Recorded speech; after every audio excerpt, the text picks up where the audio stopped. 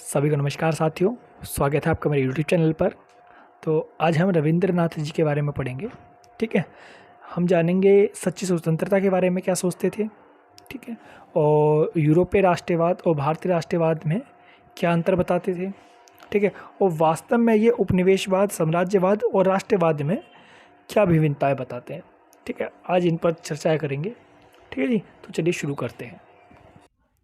हाँ जी, तो जो रविंद्रनाथ टैगोर जी हैं, है ना, तो ये गांधी जी के काफ़ी बड़े आलोचक रहे हैं। क्यों, इसको हम आगे पढ़ेंगे।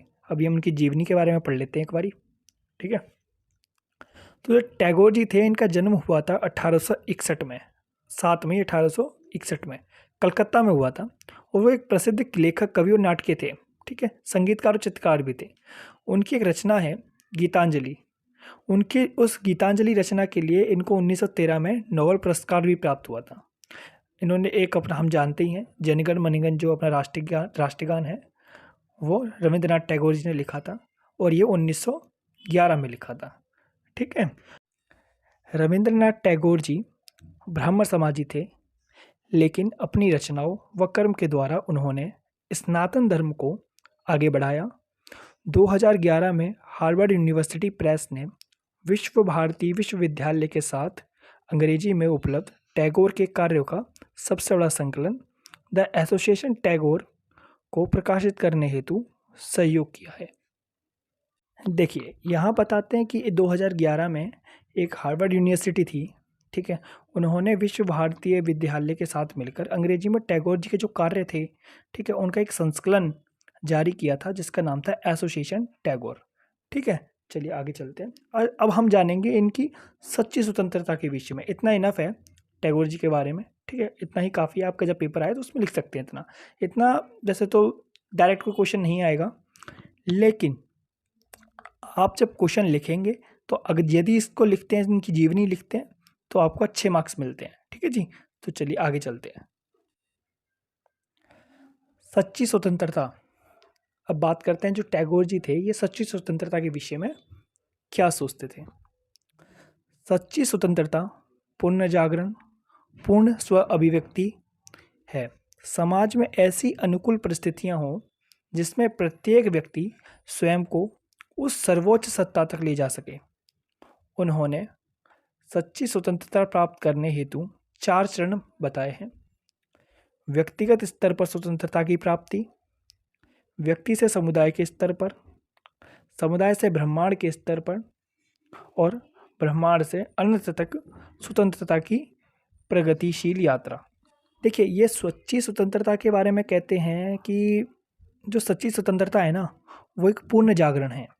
समाज में ऐसी परिस्थितियां होनी चाहिए जिसमें व्यक्ति जो है, प्रत्येक व्यक्ति जो है, एक सर्वोच्च सत्ता जो है वहाँ तक जा सके। ठीक है, उन्होंने सच्ची स्वतंत्रता प्राप्त करने के लिए 4 चरण बताए थे अपने। पहला, व्यक्तिगत स्तर पर स्वतंत्रता की प्राप्ति हो।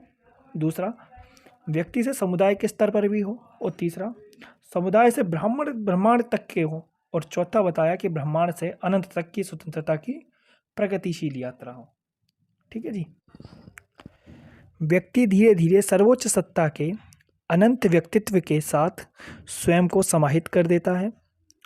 टैगोर के लिए सच्ची स्वतंत्रता की प्राप्ति व्यक्ति के स्वयं को सांसारिक प्रलोभनों के संकोचित बंधनों से मुक्त करने तथा अपने व्यक्तित्व के अनंत के अंतिम पड़ाव की ओर प्रगतिशील यात्रा की योग्यता पर निर्भर करती है।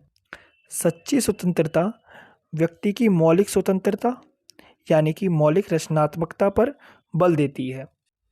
तो देखिए, इनका मानना है जो व्यक्ति की एक सच्ची स्वतंत्रता होती है ना, वो इस पूरे संसार के जो संकुचित बंधन होते हैं इनसे मुक्त होकर अपने व्यक्तित्व के अंतिम पड़ाव की यात्रा होती है।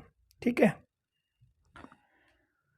टैगोर ने भारत के लिए राजनीतिक रूप से स्वतंत्र तथा नैतिक रूप से दृढ़ सामाजिक राजनीतिक व्यवस्था की कल्पना की, जिसमें उनकी सच्ची स्वतंत्रता के विचार के मूल तत्व संपूर्णता से अभिव्यक्त होते हैं।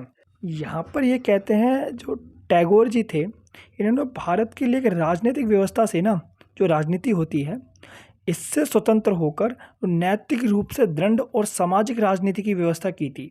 ठीक है, जिनमें उनके जो सच्ची स्वतंत्रता के विचार हैं वो संपूर्ण रूप से संकलित होते हैं, संपूर्ण रूप से अभिव्यक्त होते हैं। ठीक है जी। चलिए, यूरोप में राष्ट्रवाद। तो देखिए, जो टैगोर जी है ना, ये यूरोप में राष्ट्रवाद को एक नकारात्मक राष्ट्रवाद के रूप में देखते हैं।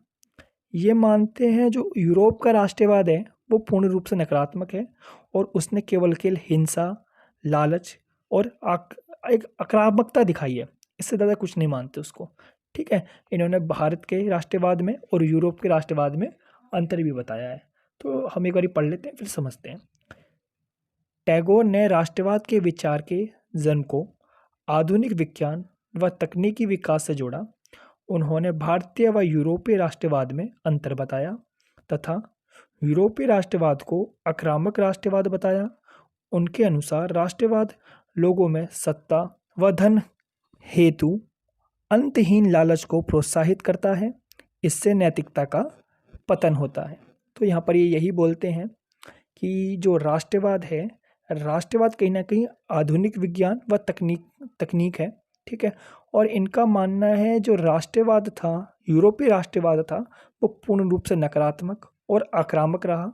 ठीक है, जो उनका राष्ट्रवाद है लोगों में, मतलब जो यूरोपीय राष्ट्रवाद है वो नैतिकता का पतन कर देता है। ठीक है जी। और ये कहते हैं कि राष्ट्रवाद उपनिवेशवाद को बढ़ावा देता है क्योंकि राष्ट्रवाद में संसाधनों की खोज ने और उनके शोषण को बढ़ावा दिया। उपनिवेशों की गतिविधियों से राष्ट्रवाद का यथार्थ चरित्र उजागर हो उठता है। राष्ट्रवाद का विकास पश्चिम के राष्ट्रों से निर्धारित हुआ जो कि मानवताहीन तथा आध्यात्मिकता विहीन है क्योंकि यह युद्ध, शस्त्र तथा हिंसा पर आधारित होता है। तो देखिए, यहाँ पर वही है, ये पूर्ण रूप से जो यूरोप का राष्ट्रवाद है उसको नकारात्मक बताते हैं और ये कहते हैं कि जो राष्ट्रवाद है ना, यूरोप का जो राष्ट्रवाद है वो उपनिवेशवाद है। मतलब वो उपनिवेश को बढ़ावा देता है। क्यों उपनिवेश को बढ़ावा इसलिए देता है? क्योंकि इसमें लोग इतने गिर जाते हैं कि वो संसाधनों की खोज में शोषण करने लगते हैं, गलत काम करने लगते हैं। ठीक है, और जिससे राष्ट्रवाद का जो यथार्थ चरित्र है वो उजागर हो उठता है। और उनका मानना है जो राष्ट्रवाद है, पश्चिमी राष्ट्रवाद जो है वो पूर्ण रूप से मानवताहीन है, आध्यात्मिकवादीहीन है। ठीक है, क्योंकि यह युद्ध, शस्त्र और हिंसा पर आधारित होता है। ठीक है जी। चलिए, अब बात करते हैं राष्ट्रवाद, उपनिवेशवाद और साम्राज्यवाद की। तो टैगोर जी का मानना है कि वर्तमान विश्व में साम्राज्यवाद, उपनिवेशवाद की वृद्धि का मूल कारण पश्चिमी राष्ट्रवाद है जिसने मशीनों और वैज्ञानिक माध्यमों से समस्त विश्व पर अपना नियंत्रण स्थापित कर लिया है। तो जो टैगोर जी कहते हैं जो आज वर्तमान में आधुनिक काल में साम्राज्यवाद और उपनिवेशवाद की जो मूल वृद्धि का कारण है ना, वो केवल और केवल पश्चिमी राष्ट्रवाद है। क्यों? उसने मशीनों और वैज्ञानिकों के माध्यम से जो पूरा विश्व है उस पर अपना नियंत्रण स्थापित कर लिया है। और ये कहते हैं जो राष्ट्रवाद का विचार है जिस कारण बहुत ज़्यादा हिंसक हो गया है। इसका मतलब ये बिल्कुल नहीं होता है कि वो पश्चिमी देशों की बुराई करने या उनकी आलोचना करते हैं। और जबकि आप अगर पढ़ें तो आपको पता भी चलेगा कि उन्होंने पश्चिमी समाज को ना बहुत ज़्यादा निर्मित, स्वतंत्र और समानता का रूप माना है। ठीक है, और वो मानते भी हैं, जिससे वो कहते हैं कि पश्चिम जो है ना वो कहीं ना कहीं जीवंत है। वो एक तरफ से वो ऐसा भी मानते हैं। इसलिए राष्ट्रवाद का विचार अत्यधिक हिंसक हो गया है। इसका अभिप्राय यह नहीं है कि उन्होंने समूचे पश्चिमी देश की आलोचना की है। उन्होंने पश्चिमी समाज का एक निर्मित स्वतंत्रता, समानता के मूल्यों को अत्यधिक महत्वपूर्ण माना है, जिससे उन्होंने पश्चिम का जीवंत भी कहा है। चलिए, अब बात करते हैं भारतीय राष्ट्रवाद की। तो देखो, जैसा अभी हमने पढ़ा कि जो टैगोर जी हैं वो यूरोपीय राष्ट्रवाद और भारतीय राष्ट्रवाद में अंतर करते हैं। यूरोपीय राष्ट्रवाद को एक कहीं ना कहीं वो नकारात्मक राष्ट्रवाद यानी कि एक हिंसक राष्ट्रवाद, आक्रामक राष्ट्रवाद बताते हैं। अब जानते हैं कि वो भारतीय राष्ट्रवाद के बारे में क्या कहते हैं। उनके अनुसार नैतिकता और सामाजिक विकास के अभाव में वैज्ञानिक और तकनीकी विकास मानव के हितों के लिए हानिकारक होता है, जिससे समाज में नैतिक और मानवीय मूल्य जो होते हैं वो समाप्त होने लगते हैं।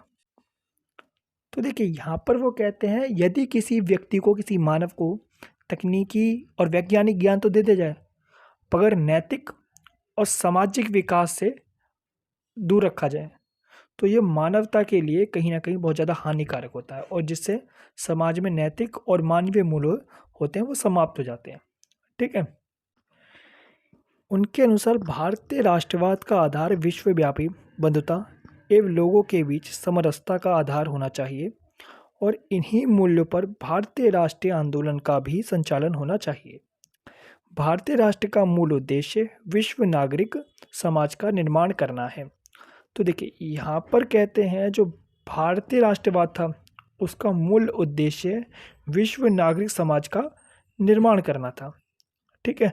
और वो कहते हैं भारतीय राष्ट्र का भी जो संचालन होना चाहिए था, जो भारतीय जो आंदोलन थे, राष्ट्रीय जो आंदोलन थे भारत के, उनका संचालन भी इसी आधार पर होना चाहिए था। ठीक है।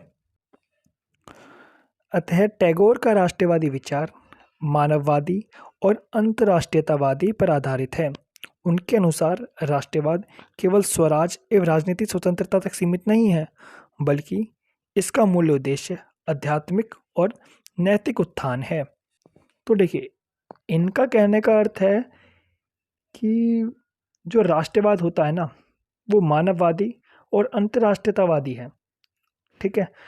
और उनके उनके अनुसार जो राष्ट्रवाद है वो केवल स्वराज और राजनीतिक स्वतंत्रता नहीं है, बल्कि उनका जो मूल उद्देश्य होता है, मतलब जो राष्ट्रवाद का मूल उद्देश्य होता है वो आध्यात्मिक और नैतिक उत्थान होता है। तो चलिए यहाँ पर हम समाप्त करते हैं। तो अपने अगले पार्ट में हम मानववादी, अंतर्राष्ट्रीयतावादी और जो हमने ये नैतिक उत्थान, आध्यात्मिकता, ये मुश्किल मुश्किल वर्ड्स बताए ना, इनके विषय पर चर्चा करेंगे। ठीक है।